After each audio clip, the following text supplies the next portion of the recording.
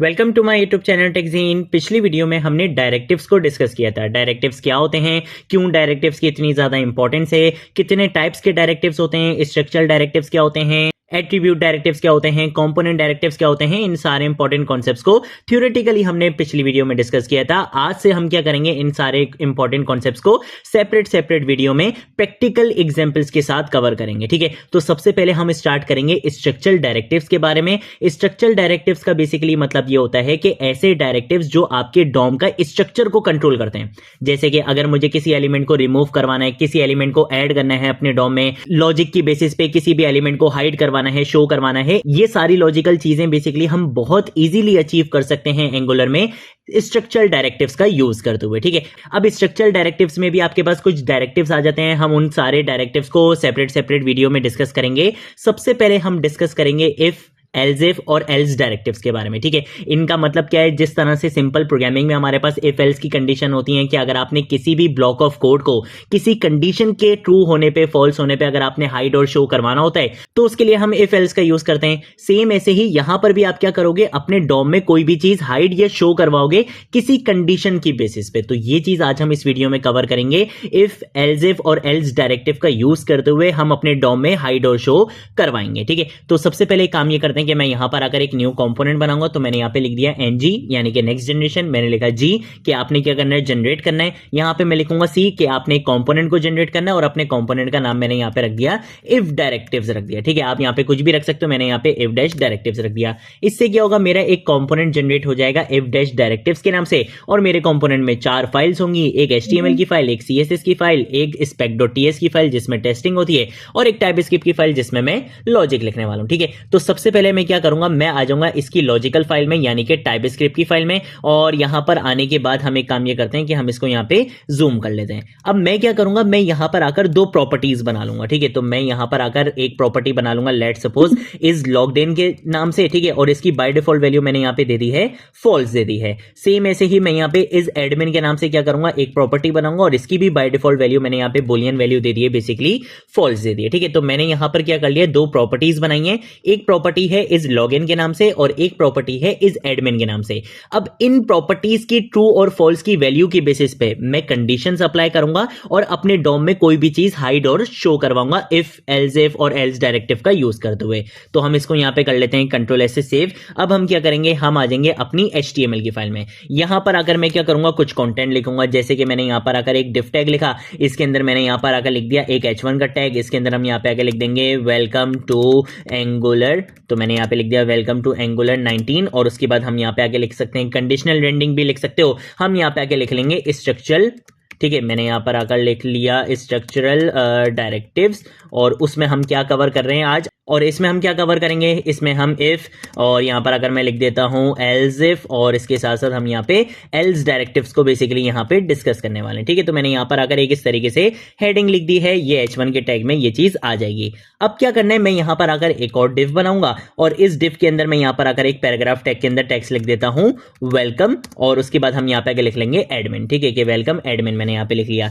Then उसके बाद क्या करूंगा, दोबारा इसी डिव को यहां पे कंट्रोल D से कॉपी लाइन डाउन कर लूंगा, वेलकम एडमिन की जगह यहां पे लिख लूंगा वेलकम यूजर लिखूंगा। दोबारा से क्या करूंगा, इसी डिव को कंट्रोल D से कॉपी लाइन डाउन करूंगा और यहां पर आकर मैं एक मैसेज लिख लूंगा कि भाई आपने क्या करना है, मैं यहां पे आकर लिख लूंगा please log in to continue, कि भाई आप क्या कर लो, पहले लॉग इन कर लो ताकि आप अपनी एप्लीकेशन में आगे कंटिन्यू कर सको। ठीक है, तो यहां पे मैंने क्या कर लिया, कुछ इस तरीके से डिव बना लिया और यहां पे मैंने अपने एलिमेंट्स को शो करवा दिया। कंट्रोल एस से क्या करूंगा, सेव करूंगा, अपने इस कंपोनेंट को ऐप डॉट कंपोनेंट के अंदर कॉल करवा लूंगा। तो यहां पर आएंगे, यहां पर आने के बाद मैं लिखूंगा ऐप डैश और बेसिकली हमारे कंपोनेंट का क्या नाम है, इफ डायरेक्टिव्स नाम है। ठीक है, तो इसको मैंने यहां पे कॉल करवा लिया, कंट्रोल एस से सेव करूंगा और इसकी जो कंपोनेंट वाली फाइल होती है यहां पर ये ऑलरेडी क्या हो चुका होगा, इंपोर्ट हो चुका होगा। आप यहां पे आके देख सकते हो, ये जो आपका इफ डायरेक्टिव्स कंपोनेंट है ये कॉल इंपोर्ट यहां पे हो चुका है। मैं इसको यहां पे सेव करवा लूंगा। ठीक है, इन दोनों फाइल्स को हम यहां पे क्लोज कर देते हैं, इसका अभी कोई काम आपका नहीं आएगा। मैं सिंपल क्या करूंगा, यहां पर आऊंगा, यहां पे आके npm start की कमांड से अपनी एप्लीकेशन को रन कर दूंगा। तो यहां पर मेरे पास URL आ चुका है। मैं क्या करूंगा, कंट्रोल क्लिक प्रेस करूंगा तो मेरी एप्लीकेशन यहां पे रन हो जाएगी। मैं इसको अपने यार दूसरे ब्राउजर में ओपन कर लेता हूं। ठीक है, हम यहां पर आ जाते हैं और यहां पर आने के बाद मैं इसको यहां पे ओपन कर लेता हूं। ठीक है, तो यहां पर अगर आप देख सकते हो मेरे पास welcome welcome to Angular 19 structural directives, if else directives यहाँ पे हेडिंग लिखी हुई आ चुकी है। और जो तीनों वेलकम के मैसेज थे, या आप कह सकते हो कि जो तीनों बेसिकली यहाँ पे पैराग्राफ टैग थे ना, वो तीनों यहाँ पे शो हो चुके हैं। लेकिन एक मसला है, मैं ये चाहता हूं कि भाई यहाँ पे जो मैंने 2 प्रॉपर्टीज अप्लाई करी थी ना, इनकी बेसिस पे मैंने यहाँ पे अपने एलिमेंट्स को रेंडर करवाना है। मैं ये नहीं चाहता कि ये तीनों मैसेजेस एक साथ शो हो जाएं। मैं क्या चाहता हूं, मैं ये चाहता हूं कि भाई अगर लॉग्ड इन और एडमिन दोनों प्रॉपर्टीज की वैल्यू अगर ट्रू है, यानी कि यूजर लॉगिन भी है और यूजर एडमिन है, तो मैं उसको यहां पे ये जो वेलकम एडमिन वाला मैसेज है ना, ये डिस्प्ले करवाऊं। फिर मैं बोलूंगा कि भाई अगर यूजर लॉगिन है लेकिन वो एडमिन नहीं है, यानी कि एडमिन वाली प्रॉपर्टी की वैल्यू फॉल्स है, लॉगिन वाली की ट्रू है, तो फिर मैं उसको क्या दिखा दूंगा, वेलकम यूजर दिखा दूंगा कि भाई वो यूजर तो है लेकिन वो एडमिन नहीं है। लेकिन अगर दोनों की वैल्यूज फॉल्स हैं, जैसे अभी बाय डिफॉल्ट मैंने यहां पे क्या दिया भाई, इनिशियली दोनों की वैल्यूज फॉल्स दी हुई है, तो मैं चाहता हूं कि भाई यहां पे क्या डिस्प्ले हो जाए, please log in to continue display हो जाए। तो इस तरीके की कंडीशनल रेंडरिंग अगर हमने करनी होती है, तो इसके लिए पहले क्या था, एंगुलर 17 से पहले की अगर मैं बात करूं, तो वहां पे जब आपको डायरेक्टिव्स का कॉन्सेप्ट यूज करना पड़ता था, वो थोड़ा सा स्लो प्रोसेस भी था और आपको स्टेरिक के साइन के साथ यूज करना पड़ता था। अब इन्होंने क्या कर दिया, चेंज कर दिया है। इन्होंने इसका सिंटेक्स भी चेंज कर दिया और बिल्कुल जो है ना, आप सर्वर साइड रेंडरिंग अगर आपको कॉन्सेप्ट हो तो बिल्कुल उस तरह से आप यहां पे आके लिख सकते हो। आपको ज्यादा लंबा चौड़ा काम करने की जरूरत नहीं है, बहुत ईजी आपका कोड यहां पे बना दिया गया है। क्या करना है, मैं ये चाहता हूं कि भाई इफ की कंडीशन लगाऊंगा और मैं बोलूंगा कि अगर यहां पे इन दोनों प्रॉपर्टीज की वैल्यू ट्रू है, तो आपने क्या करना है, ये वाला मैसेज दिखाना है। तो उसके लिए हम यहां पर आएंगे, यहां पे आके @if का हम यहां पे यूज करने वाले हैं। तो ये इफ का ब्लॉक इस तरीके से आ चुका है। इसकी कर्ली ब्रैकेट के अंदर आप यहां पे क्या करोगे, इस डिफ को यहां से उठाओ, Ctrl+X करो, यहां पे लाके Ctrl+V से पेस्ट कर दो। कंडीशन क्या अप्लाई करूंगा, मैं यहां पर आकर बोलूंगा कि भाई अगर आपके किस चीज की वैल्यू, इज लॉगिन की वैल्यू, इसके साथ साथ एंड ऑपरेटर का हम यहां पे यूज करेंगे और इसके साथ साथ हम यहां पे आके लिख देंगे इज एडमिन।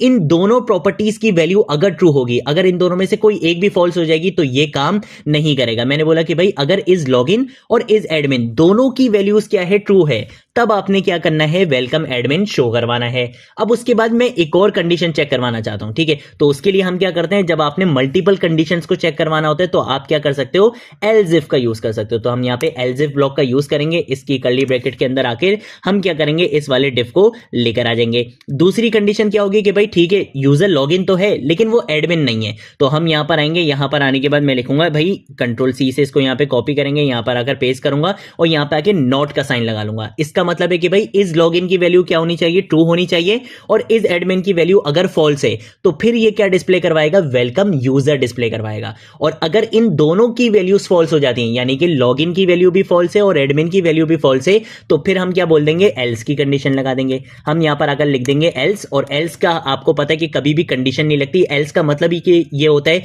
कि भाई इफ या एल्स इफ वाली जितनी भी कंडीशंस थी वो सारी फॉल्स हो गई। अगर सारी कंडीशन फॉल्स हो जाए तो ये बेचारा क्या काम करेगा, वो हम इस एल्स को दे देते हैं। तो अभी क्या होगा, मैं Ctrl+S से सेव करता हूं। अब अगर आपको मैं जाके दिखाऊंगा तो ये 3 मैसेजेस शो नहीं होंगे, बल्कि सिंपल क्या लिखा हुआ आएगा, please log in to continue लिखा हुआ आएगा। क्योंकि ना तो ये वाली कंडीशन ट्रू हुई, ना ही ये वाली कंडीशन ट्रू हुई। ये कब शो होता, अगर तो लॉग इन की वैल्यू और एडमिन की वैल्यू दोनों प्रॉपर्टीज की वैल्यू अगर ट्रू होती तब ये शो होता। अगर लॉग इन की वैल्यू ट्रू होती और एडमिन की वैल्यू फॉल्स होती तब ये शो होता। लेकिन अभी दोनों की वैल्यू फॉल्स है, तो जब भी क्या आ चुका है, please log in to continue, यानी कि एल्स वाला डायरेक्टिव ने बाकी सारी चीजें क्या हो चुकी है, हाइड हो चुकी है, और जो एल्स वाला डायरेक्टिव था उसने डॉम में ये पार्ट ऐड करवा दिया है, शो करवा दिया है। अब हम इसको चेंज करके देखते हैं। मैं क्या करूंगा, लॉगिन की वैल्यू मैं यहां पे क्या कर दूंगा, ट्रू कर दूंगा, और एडमिन की वैल्यू फॉल्स कर दूंगा। तो अब अगर सेव करते हैं, यहां पर आते हैं, यहां पे हमने बोला था कि अगर लॉगिन की वैल्यू ट्रू होगी और एडमिन की वैल्यू फॉल्स हो जाएगी तो ये डिस्प्ले करवाएगा वेलकम यूजर। तो अगर हम यहां पर आते हैं तो देखो यहां पे वेलकम यूजर आपको लिखा हुआ दिख रहा है। और अगर मैं दोनों की वैल्यूज ट्रू कर देता हूं, मैं यहां पर अगर इसको एडमिन को भी यहां पे ट्रू कर देता हूं, Ctrl+S से सेव करूंगा। अब अगर जाके दिखाऊंगा तो आपको दिखेगा यहां पे वेलकम एडमिन, क्योंकि मैंने यहां पर इफ की कंडीशन के अंदर क्या बोला था कि अगर लॉगिन की वैल्यू और एडमिन की वैल्यू दोनों की वैल्यूज अगर ट्रू हैं तो आपने वेलकम एडमिन दिखा देना है। तो ये बेसिकली हमारे पास कॉन्सेप्ट होता है इस स्ट्रक्चरल डायरेक्टिव्स में। If directive, else if directive और एल्स डायरेक्टिव का आप यहां पे जितने भी एल्स इफ डायरेक्टिव यूज करना चाहो आप इजीली कर सकते हो, ठीक है। तो ये बेसिकली हमारे पास कॉन्सेप्ट होता है इफ, एल्स इफ और एल्स डायरेक्टिव का। अगर कोई चीज नहीं समझ आए नीचे कमेंट सेक्शन में पूछ लेना, सोशल मीडिया अकाउंट्स पे पूछ लेना, मैं जरूर आप लोगों को रिस्पॉन्ड करूंगा। नेक्स्ट वीडियो में हम स्ट्रक्चरल डायरेक्टिव्स की बात करेंगे, बट किसी और डायरेक्टिव की बात करेंगे। तो नेक्स्ट वीडियो भी हमारी बहुत इंपॉर्टेंट रहने वाली है। आज की वीडियो के लिए इतना ही, अब हम मिलेंगे नेक्स्ट वीडियो में नेक्स्ट टॉपिक के साथ। तब तक के लिए बाय बाय।